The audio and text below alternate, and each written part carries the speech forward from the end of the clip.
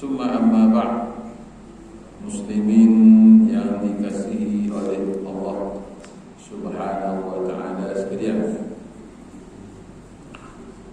Malam ini kita bersyukur kepada Allah Subhanahu wa ta'ala kerana dipertemukan dalam majlis ilmu seumpama ini setelah kita direhatkan ataupun diberi suatu nikmat ujian, berehat dengan keluarga kita di rumah hampir 2-3 bulan, dan kita juga berehat daripada kuliah. Sama ada pendengar pun berehat, ustaz pun lagilah berehat. Nikmat yang tidak ada pernah berlaku lah pada saya. Muka jadual diajak malam dalam 3 bulan cuti. Dan memang kita tidak minta ataupun kita tidak pohon, namun itu adalah sebahagian daripada ibtila'un min Allah, ujian daripada Allah SWT. Hari ini kosong lah, tak ada pil. Sampai 14 hari bebaslah kita ni, insya-Allah, mudah-mudahan. Berbalik kepada pengajian tafsir kita, pada kuliah yang terakhir kita membincangkan dalam bab tolak, bab berkait dengan cerai, hukum hakam yang berkait dengan cerai.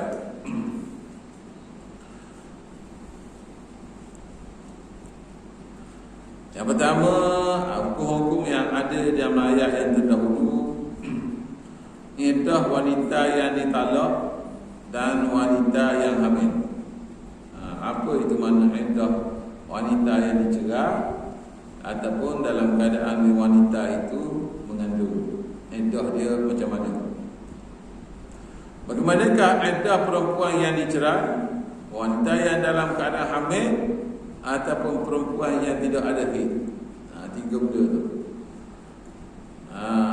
Orang puan kena cerai biasa, orang puan yang kena cerai dalam keadaan dia mengandung, ataupun dia dicerai dalam keadaan dia tiada haid, tak mari haid. Maknanya dia suci. Menurut ayat di atas bahawa iddah perempuan yang ditolak ini 3 kali quru, salasata quru. Adapun perempuan yang dimaksudkan dalam ayat tersebut ialah yang sudah pernah disetubuhi dan tidak dalam keadaan hamil. Sama ada yang haid ataupun yang sudah tiada haid.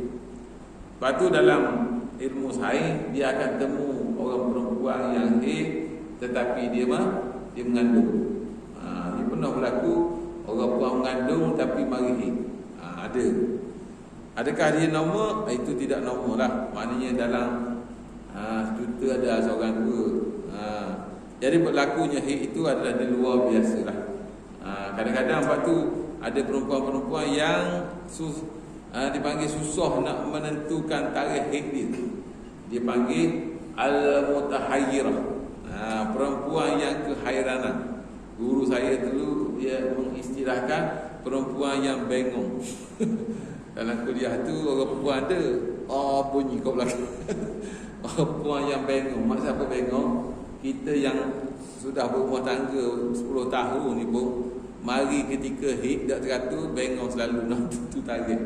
Itu panggil al-mutahayyirah, al-muhid, al-mutahayyirah. Dia mari haid tapi dia dalam keadaan dia bengong, mari berapa bulan, tamat bila, mari tu hari, lepas tu kalau bulan biasa boleh tahan. Kalau bulan puasa, awal puasa mari haid, lepas tu suci 25 hari, 15 hari bulan, 18 hari mari haid pula. Tu mutahayyirah tu dia pening. Betul ke haid? Darah lebih kurang. Itu termasuk dalam bab yang penting dipelajari oleh kita suami. Kita suami pun kena ada ilmu bab haid. Walaupun suami tak mari haid. Tak mari haid pun kita kena mengetahuilah. Fardu ain kita kena tahu. Baik.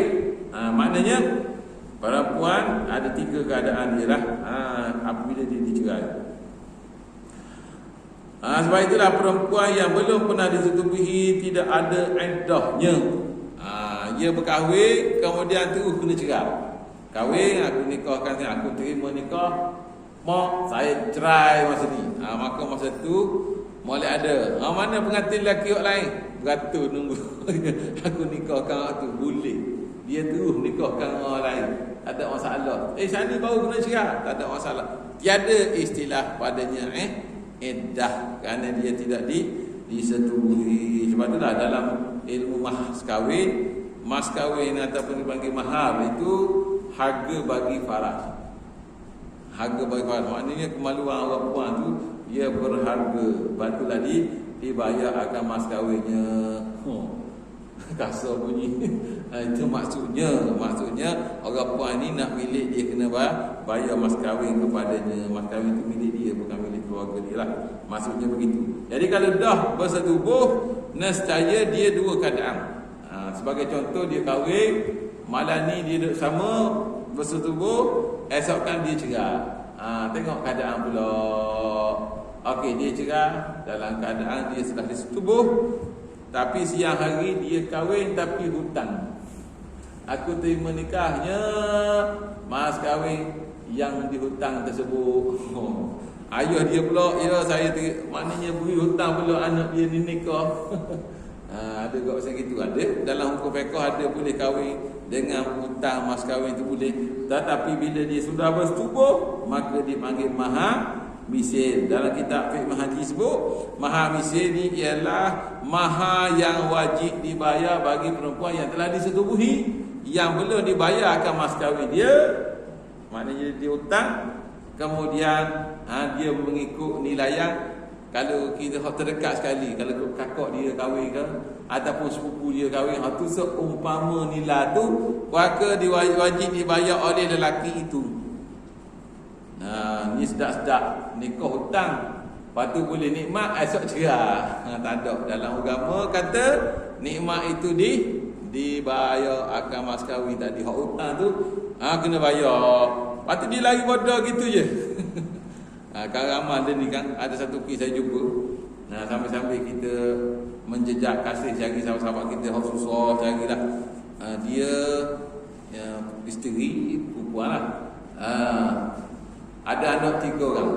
Anak 3. Suami dia ni orang jauh lah. Orang ahli dekat dengan sepadang tu. Kahwin, masa kahwin, muka kahwin memanglah comel belaka. Si ada anak 3 tu cantik lah. Tapi disebabkan isteri dia ni parah rupa, memang tak boleh challenge lah. Cantik lah, tapi bisu. Jadi mula jadi suami dia tak tahan kot. Bukan suami dia boleh cakap, tapi anak 3 orang tak bisu. Anak tak bisu. Lalah yang tinggal bodoh gitu je. Tinggal bodoh gitu, cerai apa tidak, bertahun-tahun tak balik. Hak ni lah yang akan pergi kepada lafaz taklid tu. Sebab tu dalam bab kahwin ni, kalau tengok masyarakat kita ni bermudah-mudah bagi pihak orang lelaki lah tanggungjawabnya. Kalau orang perempuan, kita nak menyalahkan orang perempuan tak boleh belaka, dan nak menyalahkan orang lelaki tak boleh. Semua mesti ada satu pihak yang bersalah sekiranya berlaku perceraian atau sebagainya. Dan kalaulah berlaku seumpama itu, nak rujuk siapa? Maka dia kena rujuk mahkamah. Sebab itulah kita sentiasa sebut bagi orang perempuan. Kadang orang perempuan telefon kita, Ustaz saya masalah gini. Kita dengung. Nak jawab apa-apa. Sebab jawapan kita tu bukan kita ni sebagai kodi. Saya kata gini, awak tak ada nombor telefon kodi dulu ke? Saya bukan kodi, saya penceramah bebas, kadang-kadang terbabas. Awak telefon kodi lah, senang. Awak tanya kodi, sebab kodi ni lah yang akan beri jawapan yang betul ataupun mengikut undang-undang. Dia kena cegah, dia kena tinggal, sebagainya lah. Ada yang tu yang kena terajang, yang kena sepak. Tapi berapa telefon Ustaz? Apa telefon kita? Tak ada kepedah kat kita lah. Halo Ustaz, saya ni kena terajang di suami. Ustaz kenal suami saya tu kan? Dia mari sama surau Allah lagi mendengar kita kata mana nak maki. Ada badan kita nak kata mari surau. Dia dengar sama ustaz tak tahu ai nak buruk tak lelaki dia ke mana. Mana orang dengar. Saya kata gini lah. Saya pun tak bela dia, saya tak bela suami dia. Awak telefon kodi lah. Baru tu tanya tu kodi dulu, kodi daerah, kawal agama, dia akan jawapan. Ada jawapan. Sebab perceraian ini sebenarnya dia bukan sekadar dalam rumah. Dia ada undang-undang dia. Tapi macam-macam orang dah ni. Ada satu kes saya jumpa. Dia nikah dua. Jadi isteri yang pertama tu macam mana dia boleh filekan cerai? Macam mana saya tak tahu macam mana. Dan dia boleh jadi status janda. Tapi suami dia kata dia tak pernah bercerai. Dan dia boleh mohon pertukaran janda. Oh, ceng. Saya dah mikir orang tak sapa otak. Dia duduk suami memang dia tak cerai pun, tapi surat cerai tu ada. Company yang cakap kita gitu. Sebab apa dia kata kalau janda ni mudah nak minta permohonan. Ada juga pesen dunia nak cakap gitu. Allahu akbar, macam-macam manusia ni lah, macam-macam manusia. Hakikatnya gitulah atas dunia, nama dah dunia. Nama apa, makna apa dunia? Adanaya. Orang kita panggil denepeng. Denepeng itu daripada dunia, adanaya, rendah. Dunia ni makna rendah, duduk bawah kaki kita, denepeng. Selup. Itu makna danaya tu. Makna dunia ni benda yang rendah sebenarnya. Lepas tu manusia yang beragama sahaja yang tinggi. Baik. Sebagaimana makna firman Allah SWT ada ayat yang terdahulu, wahai orang yang beriman, bila kamu berkahwin dengan perempuan yang beriman, disuruh orang beriman ni kahwin dengan orang beriman, kemudian kamu ceraikan mereka, suami cerai, sebelum kamu menyentuhnya, sebelum kamu menyetubuhinya, maka tiadalah kamu berhak terhadap mereka tentang sebarang iddah yang kamu boleh hitung masanya. Oleh itu berilah mut'ah, iaitu pemberian sagu hati pada mereka, dan lepaskanlah mereka dengan cara yang baik. Sedangkan iddah perempuan yang sedang hamil ialah sampai ia melahirkan anak. Baik, itu yang pertama. Yang kedua, bagi perempuan yang dicerai mengandung akan anak di dalam perut itu, anak siapa? Anak suami dia lah. Sebab apa kita kata anak suami? Sebab dia status kahwin dua orang. Adapun anak yang dikandung itu anak zina. Faham tak zina? Anak zina ini berlaku masyarakat kita. Dia berzina, kemudian dia nak kahwin. Jadi nak kahwin boleh, tapi selepas dia tiada ada anak dalam rahim dia tu. Sebab apa saya kata tak boleh kahwin? Sebab hukum kata seseorang perempuan yang nak berkahwin itu mestilah tiada anak dalam perut dia. Betul tak? Baik. Kalau dia kahwin, ada anak dalam perut. Anak siapa tu? Anak suami dia tu, anak bakal pengantin. Maknanya itu telah bercanggah dengan hukum fiqh. Hukum fiqh kata perempuan yang mengandung eddahnya ialah sehingga dia melahirkan anak. Dia tak kahwin lagi, macam mana ada eddah? Betul tak? Dia kan tak kahwin lagi, tiba-tiba mengandung. Tapi macam mana? Dia ada eddah ke tak? Jawapannya kena ikut ayat Allah Ta'ala sebut dalam ayat yang seterusnya. Wa ulatul ahmali ajalahunna an yad'na hamlahun. Dan perempuan-perempuan yang keadaan dia mengandung, eddahnya ialah sehinggalah dia melahirkan anak yang dikandungnya itu. Tidak apa perempuan yang mengandung tadi berzina ke ataupun daripada suami dulu. Ada perempuan yang mengandung hukumnya am. Jadi hukum fiqh kata gitu, maka tak boleh dikahwinkan oleh keluarga pasangan yang berzina yang telah mengandung.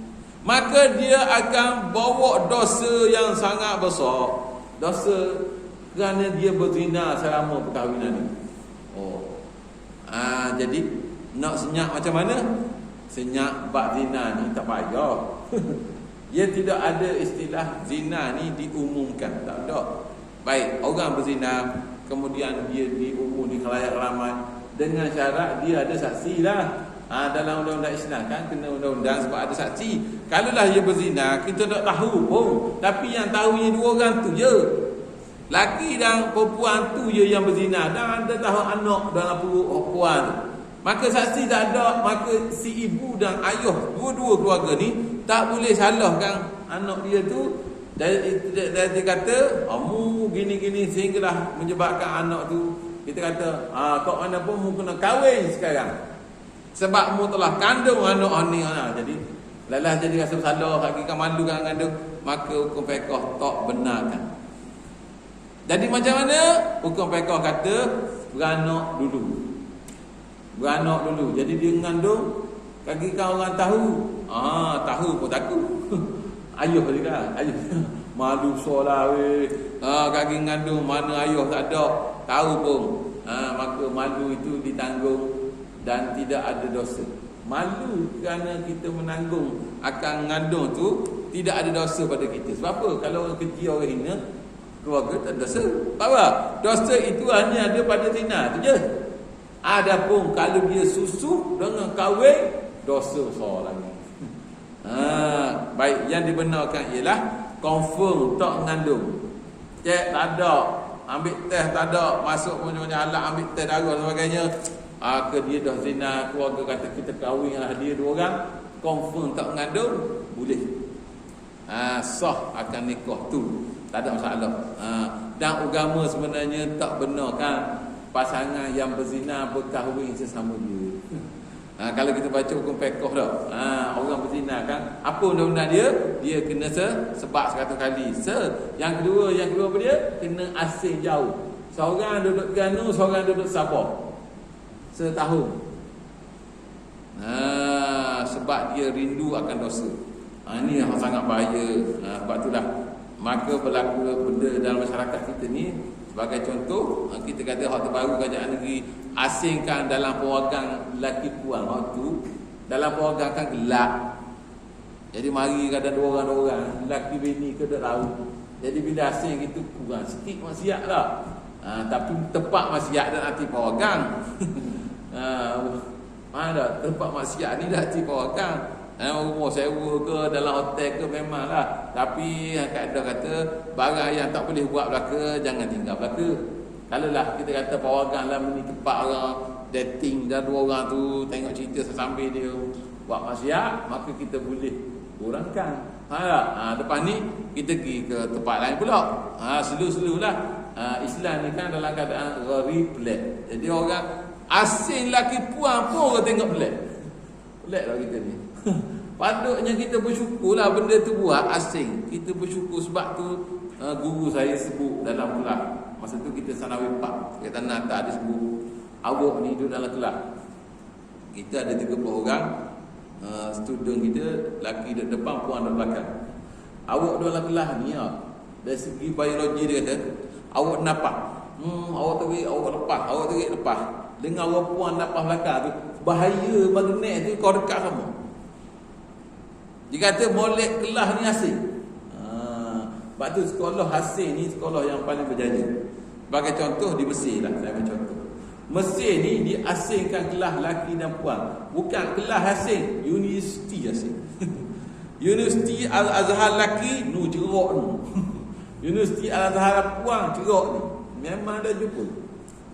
Saya ingat ke Universiti Azhar je yang asing rupanya.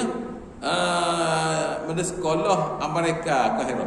Sekolah Amerika Kahira. Orang Amerika buka sekolah di Kahira. Asing juga lelaki sini. Semua sini.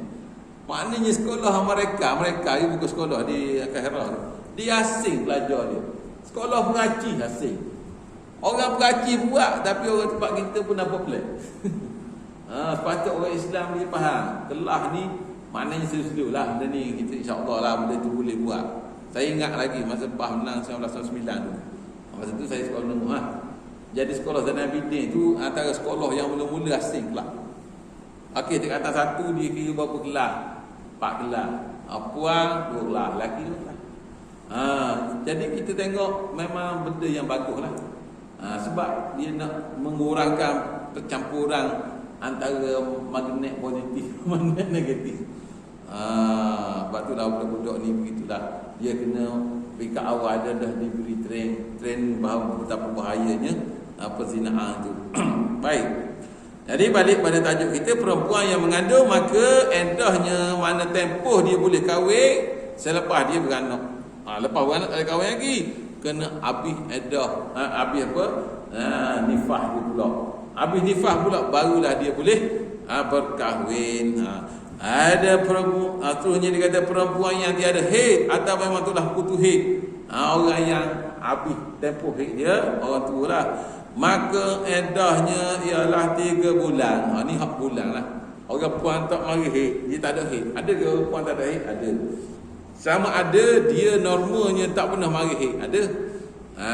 Tapi dari segi tabi'inya orang puan kena mari haid. Orang puan kena mari haid. Jadi kalau anak kita yang perempuan tak mari haid, kena berubat. Kalau anak kita puan tak mari haid, tolong berubat. Tolong berubat. Macam mana cara berubat? Banyaklah cara berubatnya. Moden ada, tradisional pun boleh. Kalau kita kaedah kita pun buat tumbik darah pun ada. Kalau dulu saya belajar dengan Tuan Cik Ismail, pengasah HPA tu, dia ada beberapa poin je kita cocok buat tumbik darah, kita penyek, hit mari selalu. Bagi orang puan, anak-anak kita remaja tak mari hit, 15 tak mari, 16 tak mari, tu dah berubat. Dia tak normal. Nanti dia akan jadi penyakit pada dia. Sebab orang puan tu hanya jadi dia hit.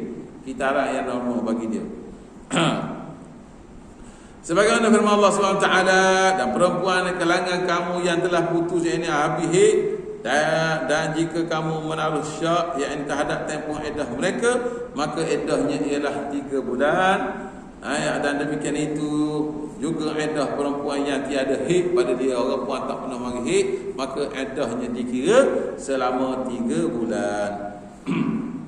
Maka ini semua sebagai pengecualian daripada ayat-ayat di atas bagi perempuan yang sudah putus daripada haid, bukan dalam keadaan hamil. Orang puan yang hamil lain pula kes dia. Dah kita sebut sebelum ini. Baik, orang puan dia mengandung tapi mari haid. Saya sebut mula-mula tadi, dia mengandung mari haid. Adakah iddahnya dikira haid? Tak dikira haid. Dia mengandung tapi haid dia mari juga. Kemudian kita kata sebagai contoh, dia diceraikan oleh suami dia, tapi haid dia mari. Dia kira mana? Kira ngandung ke kira haid? Maka dia tak boleh kira ngandung, dia kira tak boleh kira haid, dia kira ngandung tu. Mengandung dia sehinggalah dia melahirkan anak, barulah dia boleh kahwin dan sebagainya. Okey. Seterusnya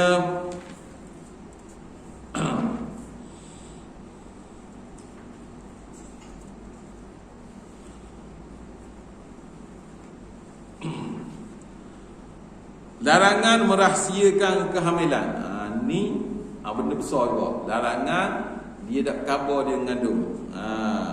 Apakah yang dimaksudkan dengan firman Allah SWT, dan tidaklah halal bagi mereka yang menyembunyikan, yang ini tak memberitahu tentang anak yang Allah jadikan dalam perutnya. Maknanya tak boleh dia menyembunyikan akan kandungan dia. Kalau dia mengandung, kena royak mengandung. Sebab itulah hari ni kalau bini kita mengandung, untuk maklumat tuan, saya pun baru dapat anak baru 25 hari. Ustaz mesej tadi tak mai kuliah, marilah kuliah pun anak kita 25 hari baru. Orang lelaki kalau suami bini dia mengandung, zaman ni lah sekarang ni, bukan sekali, 2-3 kali test HIV. Test HIV, test kita puas. Dia kata dah kena test lagi ke? Test lagi ustaz. Dah HIV ni bukan ada. Test lagi macam-macam ambil. Tak ada, negatif. Rupanya kita dapat maklumat daripada kawan-kawan kerja desa di klinik desa ni. Dia kata memang ada yang positif. Lepas tu dia test apa dia kan. Ada satu kes tu pensyarah. Saya dah sebut. Lepas tu kawan-kawan kita depan ni pensyarah jangan puas hati pula. Di kalangan orang profesional boleh ada positif, tapi cek balik rupanya suami dia tu gay. Punah jahanam kata manusia. Jadi lelaki tu, bini tepuk daya, Allah lelaki aku HIV. Jangan terbaik mai zaman ni. Bini boleh ada, ngandung pun bini, tapi HIV ke mana? Gay. Allah Akbar. Main mana? Main mana? Bukan sebarang. Kena molek doktor, kena molek pensyarah. Jangan kata Ustaz, tak ada ke tukang kebun ke? Jangan tanya tu, gitu. Tukang kebun, tukang sapu ke? Tapi title doktor pensyarah ni ngaji tinggi lah, ada tak? Bukan macam common sepanas. Tapi sebab apa? Yang jadi lekok, jadi bengong sekejap kata. Sebab benda kau ni, benda terjebak ni, dia rupanya bila dia terjebak, dia payah nak lari. Dia ingat umur 40, 50, ingat lagi tu. Ada bini anak 4-5 orang, ingat lagi. Patutnya buat test sampai 3-4 kali. Messi kan dia rekod cerita dah. Bila dia test, tengok mana ni lah, dia tak boleh susut dah. Betapa dahsyatnya manusia zaman ni. Minta jauh lah adik kita, keluarga kita, jiran-jiran, tetangga kita, jemaah kita. Baik, bab merahsiakan kehamilan. Baik. Berkenaan dengan masuk ayat tersebut, ialah para ulama mufassir, ahli tafsir, mereka ini berbeza pendapat lah. Ada yang mengatakan bahawa yang dimaksudkan dengan ayat tersebut ialah hamil, menyembunyikan anak tadi. Ini adalah pendapat daripada Sayyidina Umar, Ibnu Abbas dan Imam Al-Mujahid. Namun ulama lain berpendapat bahawa maksudnya ialah haid. Dia merahsiakan ngandung, boleh jadi. Ada ulama kata dia rahsiakan haid dia. Rahsia dia haid, maksudnya tak khabar haid dia mari bila. Ya kalau tak khabar haid dia mari bila, susah tak bagi orang lelaki nak setting. Susah kot tak? Sebab dia tak royak dia mari haid ke tidak. Jadi dia ni berapa kali? Kalau cerai ada berapa tempoh dia nak edah. Dia tak khabar haid dia. Ini adalah pendapat daripada Imam Ikrimah, An-Nakhai dan Imam Az-Zuhri. Sebahagian lain berpendapat bahawa maksudnya ialah hamil dan haid. Ada ulama kata gabung dua. Ini pendapat Ibnu Umar dan juga disokong oleh Al-Arabi. Kata Ibnu Al-Arabi, pendapat ketiga itulah yang paling betul, yang paling kuat. Sebab Allah Ta'ala menjadikan perempuan itu terpercaya atas rahimnya. Perempuan ni dia percaya di atas rahim dia. Kerana di atas rahim itulah dia mari anak dan juga mari haid. Dua benda tu duduk situ belaka. Jadi ucapan dia mengetahui tentang rahimnya ini adalah harus diterima, sebab tiada seorang pun yang mengetahui kecuali atas pemberitaannya. Jadi orang tak akan tahu melainkan dia royak sendiri. Orang puan ni, maknanya keadaan dia tu dia sendirilah yang tahu. Baik, zaman ni kita kata meseng lah yang royak. Bagi contoh, nak tahu dia ngandung, ambil darah, cocok, masuk meseng, confirm dia mengandung ataupun confirm dia tak mengandung. Adapun haid nak sembunyi macam mana? Haid tak boleh sembunyi, sebab mari tempoh dia. Sebagai contoh, sampai hari bulan dia keluar tabi'i dia. Maka ucapan bagi orang puan itu diambil pakai. Dia kata saya mari haid. Mana dia ambil lah, sebab tu dia punya hak dia. Rahim itu hak dia sendiri, haid itu pun hak dia. Dan sudah tidak ada perbezaan pendapat lagi di kalangan umat Islam bahawa selama perempuan itu tidak boleh dusta, yang dia cakap bohong, maka ucapan berkenaan rahimnya harus diterima. Baik, kalau orang puan itu ditanya akan rahim dia mengandung ke tidak, maka kita boleh petika dari segi sahih. Bagai contoh, dia kata saya tak mengandung, puci perut perut puci, dia kata saya tak mengandung, maka boleh dipetika, masuk mak ambil darah, test darah, mengandung. Sebagai contoh. Kalau haid macam mana pula? Haid juga boleh test juga zaman ni. Dia ada kepelik dia ada tempoh dia kira macam mana. Jadi dia tidak boleh menyembunyikan apa yang benar melalui rahimnya itu. Jadi rupanya payah juga nak nipu lah. Tapi belang-belang gitu mari juga sajak ke sepi hadiah ke. Jadi orang saya tua saya muda kenal sajak ni. Tu kadang-kadang kita buat gurau lah dalam grup-grup set ustaz ni. Saya sendiri ada panggilan lah daripada masjid lah, kita ada masjid di kerajaan lah, kita tukar dah kerajaan. Kita ustaz tak boleh kuliah lagi. Berapa? Orang ada tauliah aja boleh kuliah. Tu dia kata kalau kuliah mana? Denda segitu. Sebab tak ada tauliah. Aku ni tak tahu dia kan. Oh gitu pula kita tak apa. Lepas tu kat sajak lagi masuk tak ada orang denda dia. Sajak pun tak ada orang penjaga dia pun. Boleh ada je Facebook ke Instagram ke buat punah jahanam manusia. Ustaz tak kena halang lalu tak tahu dia. Nak kena sabar sikit lah. Sabar sikit lagi. So hari ni jangan tanya pula ustaz dia tahu dia hadap aku nak mari tu kan. Dia hak tanya ni hak gelak-gelak sikit yang kelabu-kelabu asap je. Kalau jelas ni green world tu beres je, go je. Hak kelabu atas anjing tu. Tak nampak mana color gelak tu. Sikit-sikit tanya tauliah boleh tak? Tauliah. Benarnya tauliah ni saya dah 2 kali dah dipanggil. 2 kali dah saya pergi menghadap ke tuan mufti tapi tak boleh. Kita pun kadang naik jadi berasa kok mari. Kadang saya tanya, lepas ni kalau orang kata apa benda pun dia kata malah kata apa tak ada tauliah. Tak jadi kosong maksudnya kerajaan. Jadi benda gitu kena segerakanlah. Tapi saya tak sebut patutnya benda ni. Tapi hakikatnya begitu. Menghadapi kesukaran lah. Kalau surah kita ni memang kita terima sampai apa pun. Dari segi tauliah ni untuk masjid kerajaan lah. Surah kita ni bukan surah kerajaan. Begitulah kesukaran yang berlaku. Jadi kita masih lagi PKP lah untuk masjid kerajaan. Surah kita tegah buat panggil selalu saat kuliah lah ni surah-surah panggil. Kita suka menolak lah makmur kan. Lama ke suka duduk PKP. Pakoh ni sekarang duduk. Pakoh ni ke suka pakoh. Ada orang berahi bila kita kata cabut ni mana boleh SOP.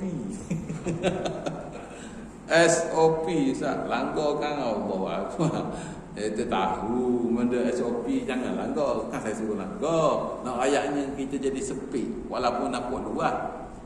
Rupanya ada pakoh pun tak penuh juga surah. Ingat ke kalau pakoh kau belakang dah pakoh. Mana hak selama ni 3 pasah pak belakang. Dosa juga. Surah lain.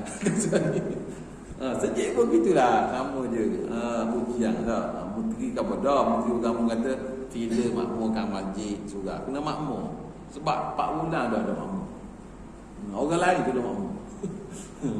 Makhluk lain. Tapi makhluk orang manusia ni memang sunyi sepi pada masjid 4 bulan. Jadi bila dah mari gini, jadi kita akan rasa putus rasa. Jadi perasaan tu kita kena lawan lah. Kena hidupkan balik hati kita. Kalau lah ulama-ulama sebut hati kita ni boleh mati 3 hari. 3 hari. 1, 2, 3. Dengan sama ada dia memberikan tazkirah ataupun dia dengar tazkirah. Sebab itulah kita tidak boleh berhenti sama ada baca Quran ke ataupun baca hadis ke ataupun kita mendengar peringatan daripada orang. Sebab itulah yang akan menghidupkan hati kita. Hati kita ni tak akan hidup melainkan dengan Quran, dengar tazkirah, dengar nasihat orang ataupun kita beri nasihat orang. Betul belaka, boleh jadi belaka. Baik, dah ustaz dengar tazkirah dah. Saya ada masa saya dengar tazkirah. Ada masa saya dengar kuliah untuk guru saya dengar. Sebab kita di samping kita tazkirah, kita nak ditazkirah juga oleh orang lain. Sebab hati kita pun kadang-kadang jadi sedap semangat, kadang-kadang jadi semangat. Sebab itulah kita sentiasa kena dengar ayat-ayat Allah Taala ni, hadis-hadis dan sebagainya. Jadi perempuan yang mengandung ataupun dia akan haid, dia tak boleh rahsiakan keadaannya itu. Kata Syekh As-Sabuni, Allah Taala mengharamkan apa dia? Perempuan-perempuan itu merahsiakan apa yang ada dalam rahimnya kerana ada hubungannya dengan masalah hak rujuk bagi suami. Baik, perempuan dicerai sebagai contoh. Apabila dicerai, dia buat senyap, dia ada baby dalam perut, buat senyap. Orang perempuan tu tak boleh buat senyap bahawa dia mengandung. Dia kena royak. Dia kata dah. Masalah hak rujuk bagi suami apa? Apabila suami ceraikan isteri yang mengandung, kita kena faham, menceraikan isteri dalam keadaan mengandung sah akan cerai tu, tapi dia panggil tolak bid'ah, tolak yang sangat ditegah. Cerai bini dalam keadaan haid ataupun mengandung, tolak yang sangat ditegah oleh agama. Mana dalam keadaan yang sangat tidak bagus. Agama langgar lah. Dan apa dia? Supaya tidak ada berlaku pencampuran nasab. Sebab apa tak berlaku pencampuran nasab? Sebab boleh jadi si perempuan tadi, apa dia mengaku, sudah habis iddah, padahal di dalam rahimnya ada benih yang dia diperolehi daripada suaminya itu. Suami tadi hak cerai dia tu, kemudian dia berkahwin pula dengan lelaki yang lain. Allah, dahsyat ni. Dia kena cerai, kemudian nak marah ke lelaki dia kena cerai, dia pun nikah lain dah khabar dia mengandung dah sebulan bagi contoh. Dah nampak sebulan baru, tapi dia tengok tak mari sebulan, dia pun ambil test, mengandung. Tapi nak marahnya ke lelaki dia tu, sebab apa dia kena cerai, mulai ada dia terima. Sebagai contoh dah kena cerai, iddah dia 3 kali haid sebagai contohnya lah. Lepas kena cerai tu, habis dah tempoh iddah dia, kemudian dia pun kahwin. Masalah ngandung ada juga kan, mari haid, ngandung haid mari. Jadi buat senyap gitu, pada hari ngandung, kemudian dia kahwin dengan lelaki lain, maka itulah yang dinamakan percampuran nasab. Kahwin dengan lelaki lain, anak kuat beranak, dibengkan pada anak kepada ayah hak baru. Bunuh. Banyak bunuh. Banyak bunuh masyarakat kita ni. Maka dalam ini akan berlaku pencampuran nasab. Juga boleh jadi si perempuan itu sudah tidak mahu lagi dirujuk oleh suaminya. Orang puan ni bila kena cerai ada tambah balik. Baik, kita kena faham perceraian ini adalah satu keringanan yang Allah beri. Maknanya tak ada jalan dah di antara suami isteri, maka jalannya ialah apa? Bercerai. Baik, apabila Allah beri keringanan bercerai, adakah Allah putus sampai tahap gitu? Dah, Allah beri peluang 2 kali bagi suami untuk rujuk balik. Baik, dia cerai. Kan kita belajar dah kaedah, apabila isteri dicerai, isteri itu tak boleh keluar rumah, kena duduk rumah lagi. Di rumah, ni rumah sama-sama lah. Kalau ingat kampung-kampung dulu, masa kita muda-muda dulu, kalau bak cerai kau, dia kan ambak lalu bini dia. Cerai, balik rumah ayah mu balik cerai. Sebab aku cerai dah mu, masya-Allah. Perceraian ini dia ada jalan keluar dia, iaitu Allah beri peluang suami cerai balik 2 kali. Cerai, bala-bala cerai, duduk di rumah. Dalam tempoh iddah tu dia boleh fikir, untung ke aku cerai ni. Dalam tempoh iddah duduk sama, tak boleh pisah lagi. Duduk sama-sama. Jadi bila duduk sama-sama dah, duduk terkelip mata, terkelip sini sehari 2, ada 3-4 hari, nyesal. Ada seorang hamba Allah tu, dia telefon, tak, hamba cerai ada bini. Dia orang 2 orang sebelah sana lah, Patah Barat. Lepas tu saya kata, dia mu duduk mana sekarang ni? Aku duduk luar dia. Lepas tu duduk balik lah. Aku rasa salah balik. Dah mu ada rumah lain tak? Tak ada. Dah mu duduk mana? Sejik ke? Ke setel minyak? Dia kata, tak tahu aku nak balik mana. Dia kata, dah kot 2-3 hari tidur ngata gitu.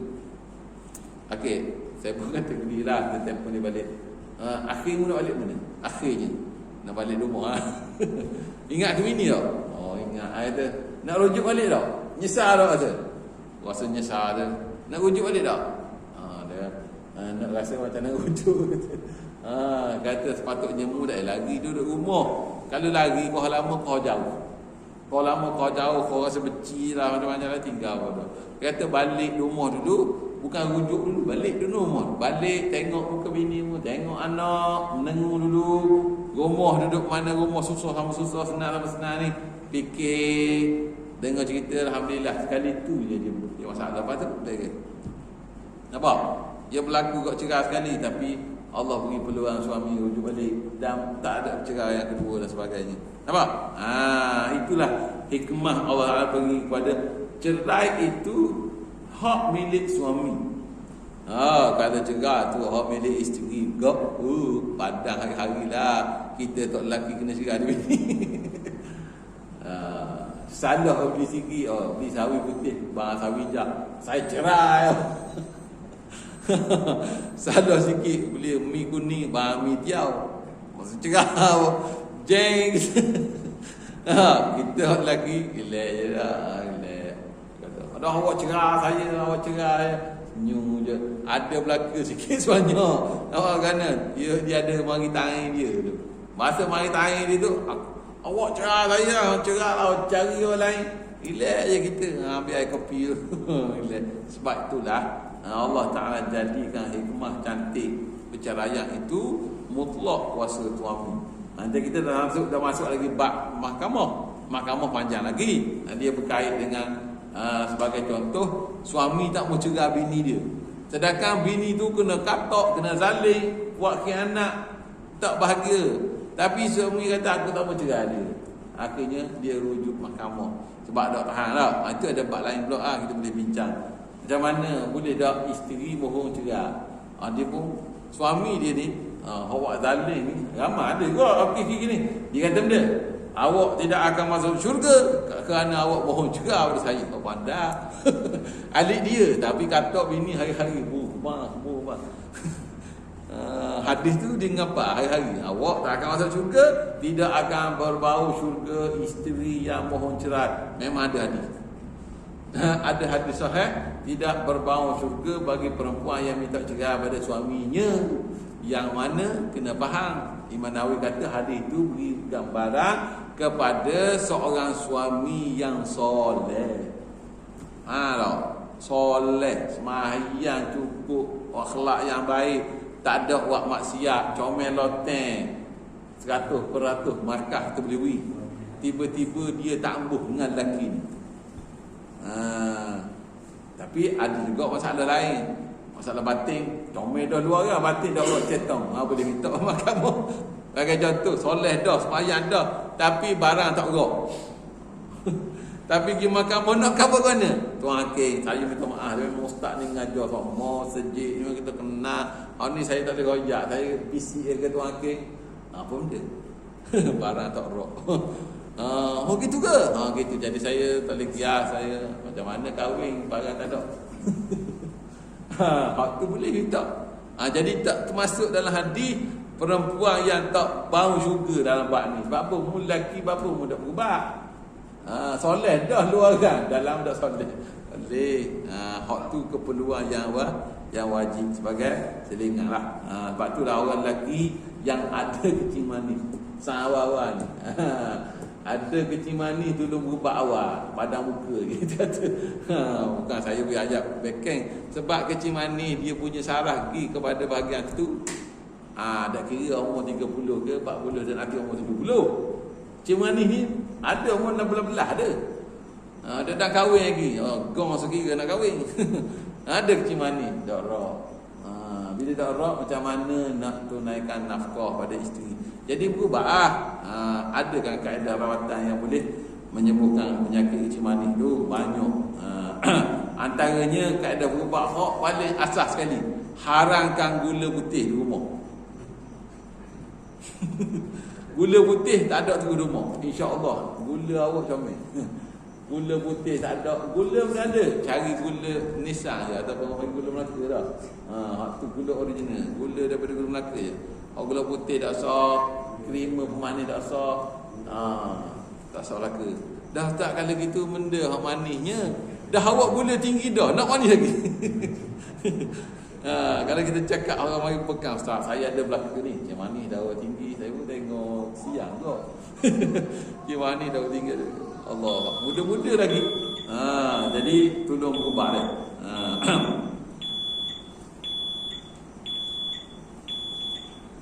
Sikit lagi. Kata Imam As-Sabuni, Allah Ta'ala haramkan perempuan merahsiakan apa yang ada dalam rahimnya akan menyebabkan masalah hak rujuk bagi suami dan pencampuran nasab. Bab boleh jadi perempuan mengaku sudah habis iddah padahal di dalam rahimnya ada benih. Maka ini pencampuran nasab. Oleh itu sebab itulah Allah Ta'ala mengharamkan perempuan menyembunyikan apa yang ada di dalam rahimnya. Dalam kata lain, mahkamah lah yang akan menentukan sekiranya berlaku percanggahan pendapat. Sebagai contoh, pengantin masa hari nak sanding tu, dia pun tengok pelik, bapa bakar bini aku ni bocik perut. Jadi aku nak nikah dengan orang puan ngadu ke, tengok jadi dia boleh takwil. Tak? Dia takwil, maka kena cek mahkamah balik lah. Mahkamah ke, pergi hospital ke. Sebab berkahwin dengan orang yang ada kandungan tu, perkahwinan itu tidak sah. Jadi suami batal, matu perkahwinan tak sah, dosa yang panjang. Banyak benda lah yang akan hukum-hukum yang al-mutarattabu, yang tersusun daripada ikatan perkahwinan yang ada benih di dalam perut dia. Saya kata dah dengan orang perempuan yang mengandung, dia tak khabar isteri yang dicerai yang ada kandungan, dia khabar perempuan yang ada kandungan dalam perutnya. Itu saja. Mana faham dah. Di situ orang yang berzina, orang yang ada kandungan itu sama juga dalam istilah dia mengandung hak yang dicerai akan suami dia. Ada sekadar itulah malam ni yang kita bincangkan. InsyaAllah ada lagi beberapa perkara yang kita sambung nanti insyaAllah. Hadza wa billahi taufiq.